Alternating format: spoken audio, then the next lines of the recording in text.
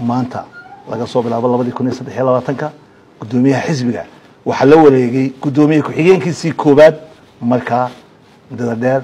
mudane maxamed kaahin axmed isagaana aad gudoomiyaha xisbiga laga soo bilaabo 2023 maantana isaga aniguna waxaan ay gudoomiye ku-xigeenkii lagu doortay fagaare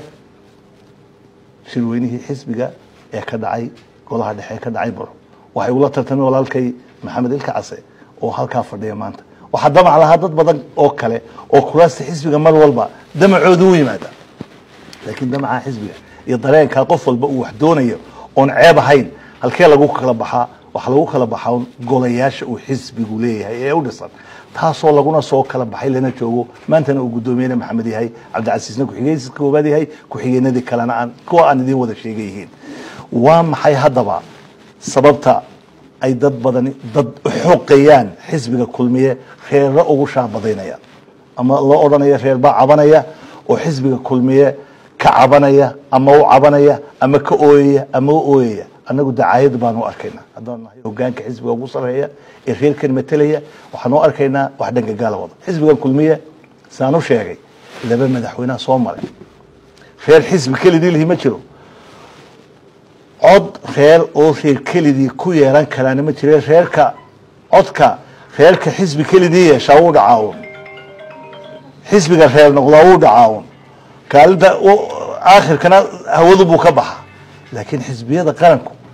waa xisbiye la wada leeyahay waa xisbiye ay reeruhu matalayaan waa xisbiye lagu wada jiro waa xisbiye loo abtirinayo loogu abtirinayo aasaaskii dadkii aasaasay fulintiisii dhismihiisii xisbinimadiisii taariikhda maalin walba waxaanu xusnaa haliyada xisbigan Soomaaliya maanta inaga hoosay ugu horeeyay axmed silaayo madaxweynihii hore ha ku xigo fagade ilaahayna xilsanaha ka waraabiyo ha ku xigo kayse xogayihii guud ha ku xigo daawud maxamed geelle ha ku xigo cali marshaal howlkan fadhino ha ku xigo maxamed iskeese iyo boqolaalka kale ha ku xigto salaad dadkaasoo dhan dadkii qiimaha lahaa xisbigan Soomaaliya ee maanta naga hooseeyay way madaxweynenimo waxa ku soo baxay axmed silaayo inta kale waxa galbihiisa tartanka xisbiyadana qof un baad madaxweynaha noqday inta kale waa garbaha lagu duulayo marka runtii dareenka aanu doonayna inaan muujino aanu doonayna inaan cadeyna waxa weey reerkan magaciisa dhulka la jiidayo in laga daayo xisbigan kulmiye reerkan lafdhabar buu ka yahay dalkana halkii ugu sareysay buu ka qabtay oo madaxweyne ah oo imika ah oo hore ah oo maxamed xaaji ibrahim cigaala oo muuso shalay ah marka reerku ma cabanayo waxna kama maqna xukuumadaha kala dambeeyayna madaxweyne ka ahayna wax kale oo waaweyn bay ka yihiin sida cid walba uga tahay qofka madaxweynihiina reer madaxweyne uu qaranku u yahay shalay madaxweynihii dalka wadani iyo kulmiye waxa ku soo beeray xisbi saddexaad noqday ka ah shahaadada xisbinimada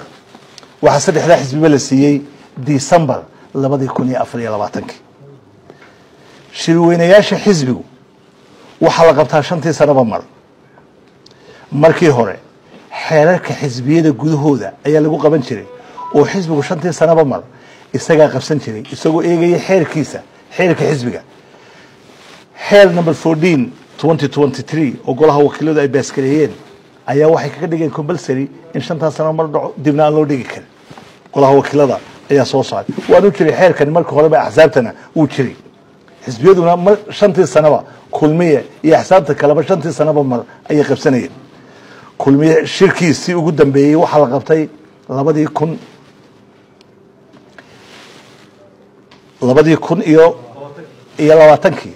2020 baa la qabtay shirkii ugu dambeeyay marka laga soo qaado May 2002 laga soo qaado shirka October oo hay'ad October 4 ila 7 2020 shanta sano waxay ku buuxaan 4 October 2025 waa marka xeerka xagga laga akhriyo marka dhanka kale laga akhriyo sharciga kale ee isaguna odanaya in saddexda xisbi qaran ay imika soo baxeen shahaadadooda cusubna ay tahay 2024 December shanta sano waxay ka bilaabayaan 2024 shanta sano waxay ku buuxaan 2029 xisbigu wuxuu shirkiisa qabsan karaa shantaas sanadood gudahooda xilliga uu doono waa dooda labaad iyaduna halka taa hadii markaa muran ka yimaado muran sharci ma wax laga soo bilaabaya xilliga hore oo kulmi xisbiga hore jiray buu soo xalaga bilaabaya imika shahaadad cusub la qaatay oo dood controversial aad u adag tahay waa in maxkamadda la geeyaa oo tafsiir sharci loo raadiyaa xisbigu wuxuu isweydiiyey ma tafsiir sharci inuu raadinaa oo waxaynu nidaahnaa shirkaasi wuxuu ku beegan yahay October 2025 imika oo ay naga xigaan waxaan ka badnayn 10 cisho adoo 10 cisho mise waxaynu qaadanaa inuu ka bilaabmayso 5 sano xisbigu sharci qabsan karo shirkiisa qabsan kara ay ka bilaabmayso December 2024 dooda markii sharciga qaadan loo geeyay markii dhinacyo walba geeyay waxay noqotay dood qof badan ku doonay iska taago xisbiga kulmiye maxaa u danaan isweydiina markaa anagu waxay noqotay in gudida fulinta la isugu yeero oo gudida fulintu dood adag ay ka yeelato doodaasi 2 maalmood ay ka socotay ku dhawaad 40 xubnood ayaana ka qayb qaatay dooda waxaynu ka soo bilownaa 2020 October baynu shirka ku mudaynaa oo aynu qabanaa oo in la qabtaanay wax dhibaba lahayn xisbiga kulmiye hadii shirka October la qabto wax dhibaan lahayn bas waxaynu ka soo bilownaa 2024 oo shirka waxaynu u qaadanaa xurriyad xilligaynu doonayno qabanaa doodii gudida fulinta 2 maalmood socotay aqlabiyadeedii waxay noqotay shirkaasi waxa laga soo qaaday in xilligii 2024 ka 5 sano xilligaynu doono ayaynu ku qaban karaa doodaasi waxay ka soo baxday gudidii fulintii hogaankii xisbiga oo isku dhan dood ay 40 xubnood ka qayb galeen anigu waxaan ahaa dadka qabay iyo rag badan oo halkan fadhiyaba hala qabto shirka October wax naga xumaanaya ma jiro marka la doodo ee hogaanku dood qabto dooda sa loo bato umba go'aanku noqda go'aanka xisbigu ee maanta dhamaantay ka wada qanacsan inta halka fadhida iyo inta kale naga maqan oo xisbiga qofna naga soo horjeeda aanu jirin oo hogaankiisa oo xubniisa gudida fulinta waxa way in shirka dib loo dhigay waxaan uga jeedaa doodaha xisbiga ka mid tahay waxyaabaha laga dooday ka mid tahay waxa laga yaabaa inay cid si qaldan uga hadasho shirka xisbiga hal la qabto qof dibadda joogan xisbiga ku jirin maxaa ka galay isaga qofka dibadda jooga taageeriyo xisbiga haduu taageerayaasha xisbiga yahay hogaanka xisbiga iyo gudida fulinta iyo xisbiga go'aamadiisa inuu raaco haduu isagu dangaar leeyahay dabcan way muuqata dad dangaar helina way jira haduu xisbigu debate galo debate ka waxa lagu qasban yahay aqlabiyada xagga noqoto marka aqlabiyada xisbigu oo hogaankiisa anigu aan kamid ahay gudoomiye ku-xigeenkii koowaad ahay dadka meelaha wax ka sheegay in kamida ay magacayga matalayso waxaan leeyahay hogaanka xisbiga go'aankiisa waa ka tan iyo kuwa kala oo ka badanba xisbiga gudiis way ka dhaceen xisbiga kulmiye waligii kuma kala tagin kuma kala jabin khilaaf kama iman taan idin sheegay 2003 dhacday 2003 ka dhacay holka shaqaalaha rag baa mataqaana ka cadooday wala soo lad qabeeyo wala isugu yimid wana tuu markii dambe madaxweyne ku noqday xisbiga kulmiye madaxweyne ku guuleystay mar wal oo doorashooyin dalka dhacaba wala gilgilma xaqiiq waxa xisbiyada inay jiraan dad guurguura oo meesha doonaan kolba meesha doonaan taga dadka xisbiyada dhibaato dadka qofka maalinba meel tagaya oo xisbina aanu ahayn an ku abtirsanay xisbiyada way xisbiyadu reer ma xisbiyadu waa institutions noo dhismay oo ummadani wada leedahay reer kaliya male qoys male qabiil male xisbiyadu waa halkaynu doonayno inay ku yeelaato qabyaaladu waa halkaynu doonayno in aragti iyo dareen ay dadku ku wadaagaan marka hogaanka xisbiga kulmiye iyo gudida xisbiga kulmiye intayada halkan fadhida in badan oo kala ay iska xishoodaan ay aamusaan waxa laga yaabaa in lagu shaabadeeyo waxyaabaan jirin oo been ah oo malaawada oo taa aanu arkayna saaxada maanta taala ah waxaan u bayaaminaynaa dadka iyaga waxaan u bayaaminaynaa taageerayaasha xisbiga kulmiye cid walba leh ee gobol walba jooga xisbiga kulmiye gudihiisa khilaaf ma jiro xisbiga kulmiye ma cadaysna xisbiga kulmiye madaxweynihiisa inuu ka degay xilka xisbiga kulmiye madaxweynaha soo socday ka dambeeya Cabdiraxmaan inuu xisbiga kulmiye ka soo baxo ayaa rajadayada iyo dadaalkayga iyo dareenkaygu yahay waayo marka cid xisbiga kulmiye ka cadoonaysa xisbiga kulmiye codad buu helaa dad baa u codaya waa dab in marba gobol codayntu u badanayso laga yaabaa doodaha qaarkood ee jira inay ka mid tahay kulmiye reerbaa codkiisa u badan maanta oo xaqiiq dhab ah codka u badan ee xisbiga kulmiye maanta fadhiya ana gudoomiye ku-xigeenkii u ah ana matalaya inta halka fadhida matalaysa waa ay cid naga sheegan karaysa anaga ku matalayna anaga go'aan ka qaadanay go'aanka guusha xisbiga kulmiye maanta magaca reer ee huwan yahay إلى ليه هير بعض كأبضن خير كأبضن أنا جا متلينا أنا متلي قدومي كحين كيكو هذا رجع هالكافردي قدر الفيلم تاع متلية الله هالكافردي قدر الفيلم تاع متلية حبنا هبلنا إن جم قنين اللي فرديم إن لا تشوجد أيام متلية صدق يلا تنسنا نحس بها معلم بقف كل سنة شلي وحنا قصور السنة مدني أحمد محمود سلايو شلي وحنا قصور السنة مدني مسبحي عبدي ما أنت وحلا دس دونا ككلي إلى هاي كدقو محامر كحزبها أي عد قاره عيب وشيء درين كارهنتي أنا قو إن بدن واحد بدن دوريني وحنا دونينا إنا نشيغنو حزبي غير ليه ما أفرر أنا قلنا ما أنت أفرر كهذا مين وعنو كهذا أفكر حزبك كل مية هي مدحديسة وحنا نشيغنا إن أمة بدن حزبك أنا لوده